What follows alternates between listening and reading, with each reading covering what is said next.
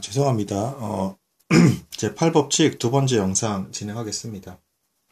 그 7법칙처럼 또 공교롭게도 니체 이야기에서 끊겼는데, 니체는 한 인간의 가치가 그가 얼마나 진실을 용인할 수 있는가에 따라 결정된다고 말했습니다. 그러니까 무슨 얘기예요? 쓴소리든 아니면 뭐 듣기 좋은 말이든 간에 어쨌든 진실이다. 그러면 그걸 얼마나 받아들일 수 있냐로 결정된다. 이제 이 이야기죠. 그리고, 조던피슨 교수님은 이제 이미 알고 있는 것에 안주하기에는 아직 모르는 것이 너무 많다라고 합니다. 뭐 조직체가 됐건, 개인이 됐건, 더 나아질 수 있는 방향이 있으면 그 방향으로 나아갈 수 있는 것이 돼야 된다라는 거예요. 그래서 실제로 알려고 한다 그러면 얼마든지 훨씬 좋은 것들을 계속 알아낼 수 있다고 말씀하십니다. 그렇기 때문에 현재의 나나 조직을 지키기 위해 미래의 나를 희생해서는 안 된다 말씀하십니다. 왜냐하면 이제 더 나은 방향을 가지 않을 경우 미래에 더 나아질 그 미래성을 포기하는 거죠. 이미 확보된 안전을 위해 더 나은 것을 포기하면 안 되고, 초월적인 뭔가를 어렴풋이나마 보았으면 그 방향으로 나아가기를 애쓰라고 하십니다. 또다시 기독교 핵심 교리를 좀 인용하시는데요. 혼돈으로부터 진리를 만들어내는 로고스. 로고스는 말씀, 예수님 자신이죠. 그 말씀을 통해서 혼돈에서 진리를 만들어진 하나님이 예수님을 이제 포함한 모든 것을 이제 하나님에게 제물로 이제 바치셨죠. 그러니까 이걸 또 이제 조금 뭐 전통적인 해석은 역시 좀 아니지만 팔법칙에 맞게 좀 재해석을 하고 계세요. 그러니까 기독교의 핵심 교리라고 말씀하시고 새로운 지식이나 정보를 얻을 때도 과거의 개념이 도전을 받고 혼돈에 휩싸이며 그러니까 혼돈으로부터 진리를 만들어내는 그 과정이라는 거예요. 그리고 결국에는 더 나은 것을 탄생한다. 여기서 이제 예수님이 죽으심을 더 나은 것을 탄생해서 그걸 받아들이는 과정에서의 충격으로 묘사하고 계십니다. 그래서 그게 과거의 내가 죽는 경험일 수도 있다는 거예요. 완전히 다른 사람으로 변하는 거죠. 그 예로서 이제 피터슨 교수님의 친구가 겪은 고통인데 아내의 불륜을 알게 되었다고 합니다. 그래서 그런 사실을 받아들일 수 없어서 깊은 우울증에 빠졌다고 합니다. 사람들은 훌훌 털고 잊어버리라고 말했지만 이제 아무것도 모르는 소리라고 헛소리라고 말했다고 합니다. 받아들이지 못하는 거죠, 현실을. 게다가 어느덧 시간이 지나자 그는 더 현명하고 더 건강한 사람으로 변했다고 합니다. 마라톤을 시작하고 살을 20kg나 빼고 아프리카를 여행하며 킬로만자로 산에 오르기로 했다고 합니다. 지옥으로의 추락을 극복하고 재탄생을 선택을 한 거죠. 실질적인 방법인데요. 도저히 견딜 수 없을 것 같은 큰 충격이 와서 막 마치 난 뭐 자살하고 싶다는 어떤 극단적인 충동까지 들 때 가장 현실적인 방법은 최대한 기다리는 거예요. 행동을 멈추고 기다리고 뭔가 다른 일을 하면서 다른 생각을 하고 있는 게 낫습니다. 시간이 지나고 나면 이성적인 판단과 생각이 조금씩 다시 돌아오면서 내가 그러면 안 되겠다라는 어떤 그 결론을 내리게 됩니다. 그리고 더 지나면 이제 성장하게 된 나를 발견할 수도 있다는 거예요. 긍정적인 방향으로 나를 선회시켜서 방향성을 잡고 나아갈 때 그렇게 될 수 있다는 겁니다. 그리고 그것들이 다른 사람들에게 이야기를 나누면서 배려심과 그리고 이제 더 나은 방향으로 또 제시해 줄 수 있는 어떤 소중한 경험이 되는 것이죠. 좋은 인격을 갖추어가는 야망을 품으라고 하십니다. 뭐 지위나 기타의 것들은 사라질지라도 인격을 기르면 어떤 역경이라도 이겨낼 수 있다고 하십니다.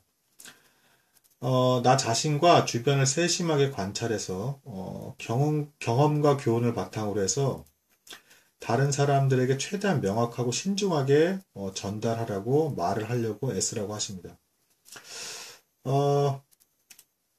이것이 이제 뭐 결코 거짓말을 하지 말라는 거의 하나의 방법이기도 해요. 무슨 얘기냐면 신중하게 살펴서 조심스럽게 내가 배우려는 자세로 난 틀릴 수 있다라는 관점 안에서 배우려는 자세로 조심스럽게 말하다 보면 점점 이제 정직하게 말하려고 하게 된다라는 거예요. 그리고 자신에게 주의를 기울이면 이게 합리성하고 아까 대조를 했죠. 그러니까 주의를 기울이면서 감시하고 관찰을 하면 잘못된 행동을 하고 잘못된 말을 할 때마다 내적인 갈등과 나약함을 느끼는 법을 터득할 거라고 하십니다. 그러니까 이게 반성하는 일종의 어떤 인문학적으로 해석하면 반성하는 자신이고 기독교적으로 해석하면 이제 회개하는 거죠. 그래서 그런 게 없는 사람들은 어떻게 되냐? 점점 양심이 무감각해져서 거짓말을 밥 먹듯이 하고 그게 원래 세상은 이런 거라고 타협을 하면서 조직 생활에서도 역시 그냥 그런 것들을 묵인하면서 계속 그러고 살아가는 거죠. 그래서 양심이 마비되는 거죠. 근데 그렇게 해서는 안 된다라는 겁니다. 그래서 자신을 감시하면서 나 자신의 어떤 인격적인 부분을 감시하는 자세로서 세워나갈 때 내적인 갈등과 어떤 양심이 이제 예민해지면서 조심하게 된다라는 거예요. 그리고 이제 거짓말을 안 하려고 최대한 노력하게 된다는 거죠. 그리고 이것이 능숙해지면 더 빨리 금세 내가 거짓말을 하거나 안 좋은 어떤 마음으로 뭔가를 하고 있구나라는 걸 금방 느낀다고 합니다.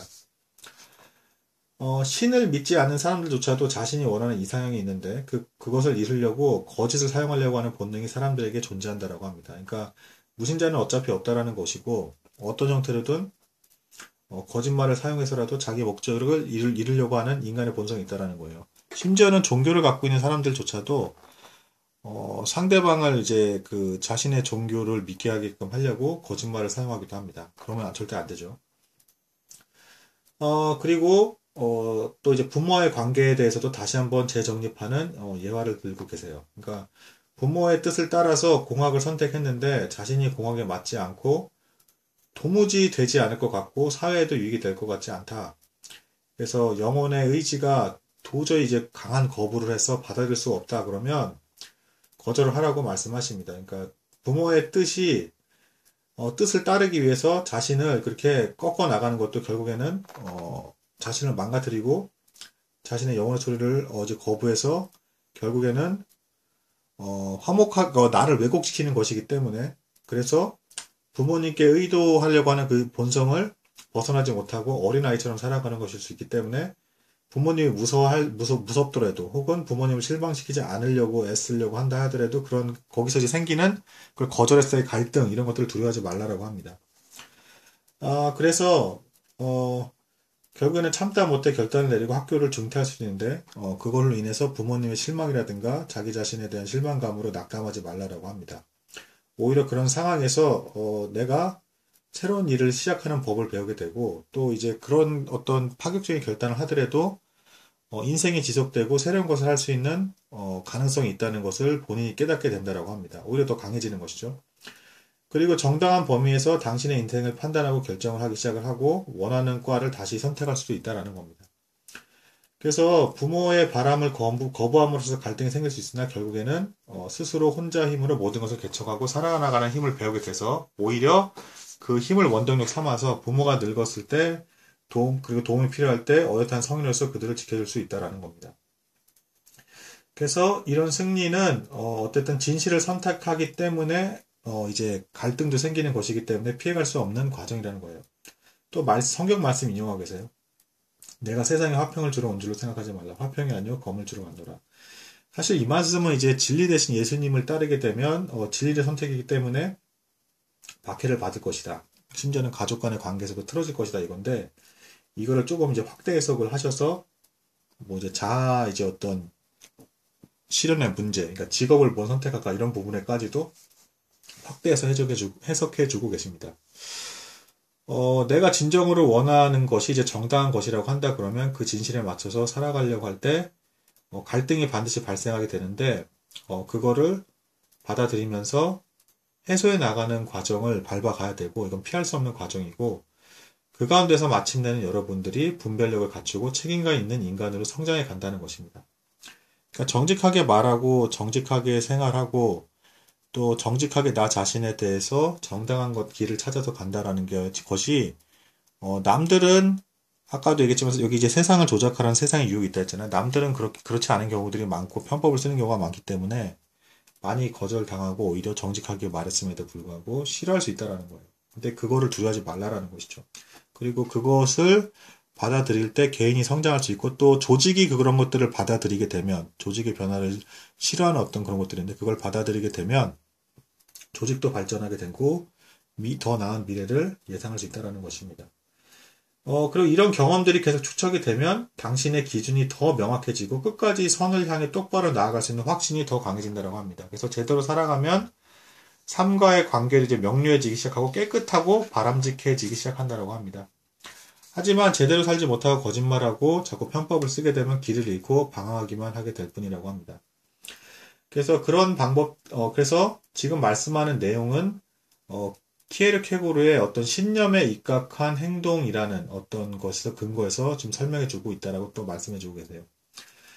좋은 본보기가 있어서 사람마다 처한 상황에 따라 큰 도움이 될 수 없는 경우가 많은데, 좋은 본보기가 있어도 사람마다 처한 상황이 달라서 큰 도움이 될 수 없는 경우가 많은데, 그 이유는 뭐냐? 상황이 다 달라서 그런데 결국에는 이런 것들은 경험에서 자신이 직접 선택을 해야 알 수 있는 것이다. 근데 누군가 본보기를 따라서 그냥 성공을 했다면 그건 운 때문이라고 합니다. 운이 좋아서, 말 그대로. 그러니까 그 실질적인 지식, 그리고 뭐 성공학 같은 어떤 책들을 가지고도 이제 아무리 그걸 뭐 수백 권을 읽는다 한들 자신의 문제는 해결되지 않는 경우가 많은데, 그거는 자기의 상황이 달라서라는 거예요. 그래서 결국에는 자기가 걸음을 떼서 직접 경험해 가면서 나아갈 수밖에 없다라는 문제라는 거예요. 그래서 이렇게 위험을 감수하고 더 나은 방향으로 나아가려는 사람을 옛사람들은 뭐라고 표현을 했느냐? 하나님의 의지를 향한 개인적인 의지의 희생이라고 표현했습니다. 그리스도도 희생했다는 것과 표현을 했죠. 마찬가지라는 거예요. 그리고 구체적인 목표를 세웠다면 초월적인 목표에 이게 다 종속이 돼야 되는데, 그 소소한 목표들이 진실하게 사는 것이란 목표에 다 종속이 돼야 된다고 합니다. 다시 한번 또 말씀해 주겠어요. 삶은 고통이고 부처도 기독교도 유교도 그런 기록으로 가득 차 있다. 그러니까 고통을 두려워하지 말라. 그러니까 진실을 말하게 되면 고통이 따를 수밖에 없는데 그 길을 걸어가라라고 말씀하십니다. 그래야 사회도 나아진다라고 말해요. 대중들이 큰 거짓말에 잘 속는 이유가 있는데, 대다수의 사람들은 작은 거짓말에만 익숙해서 차마 설마 저렇게 큰 거짓말을 할까 하면서 많이 속는다라고 합니다. 근데 그 큰 거짓말이 거짓으로 입증되더라도 심지어는 여전히 현실로 받아들이지 않고 무언가 이유가 있을 거라면 정당한데요. 사람들은 대다수가. 사실 그 큰 거짓말 하부에는 수많은 작은 거짓말이 따르고 연마가 돼서 이렇게 나타난 것인데, 그런데 이게 속아서 살게 된다는 거. 진실을 말하거나 그걸 받아들이지 않으려고 하는 사람들은. 그래서 결국에는 이렇게 해서 막 속이게 되는데, 결국에는 마침내 이게 무너져 내리게 돼 있다는 것이죠. 이제 보편적인 진리죠. 그래서 우리의 방관, 회피, 기만은 많은 것의 붕괴를 앞당기고, 오히려 그건 결국에는 앞당기게 됩니다. 그리고 당장이라도 개선해 나가려고 하지, 안 그런 다음에 이제 더 멸망을 앞당기는 거죠. 그리고 관심과 배려가 없으면 문화가 쇠퇴한다는 거죠. 관심과 배려, 진실됨을 근거로 합니다. 그래서 악이 만연하게 마련을 합니다. 이런 게 없을 때 악이 만연하게 마련을 합니다. 그래서 대부분의 거짓은 말보다 행동으로 또 표현하게 된다는 걸 또다시 강조를 하시고요. 그리고 하나의 거짓은 다른 거짓을 낳아서 마침내는 거대해지고 많은 사람들이 고통을 받게 된다고 합니다.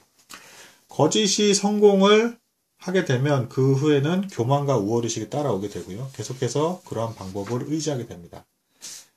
가끔 선의의 거짓말이 이제 통하게 돼서 긍정적인 것 같은 효과를 낼 수가 있는데, 문제는 뭐냐면 그런 효과를 본 선의의 거짓말 한 사람이 계속 선의의 거짓말 하다 보면 마침내는 어마어마한 거짓말로 눈덩이처럼 불어나서 마침내 혹독한 대가를 치르게 됩니다. 서구 전통의 기독교도 하나님의 말씀으로 혼돈을 질서로 바꿨는데, 진실을 말하는 것이 곧 혼돈을 질서로 바꾸고 미래의 많은 가능성을 이제 현실화하는 것이라고 합니다. 진실은 세상을 살기 좋은 곳으로 만들고, 진실을 말할 때 무한히 복잡한 인간이 단순한 말로 표현이 될 수 있다고 합니다. 많은 사람들이 인정한다고 무조건 진실일 수가 없고요. 진실은 무척 개인적이라고 말씀하고 계십니다. 사실 이거는 좀 학자들에 따라서 조금 이제 그 무게중심이 좀 다른 경우가 있어요. 이제 뭐냐면 뭐 조직이 개편이 돼야 인간이 바르게 살아갈 수가 있다, 뭐 이렇게 보는 입장이 있고, 인간 개개인이 바르게 서야 이제 사회 조직이 바르게 설 수 있다, 뭐 이렇게 보는 입장에서 약간 조금 이제 다양한 어떤 견해가 있습니다.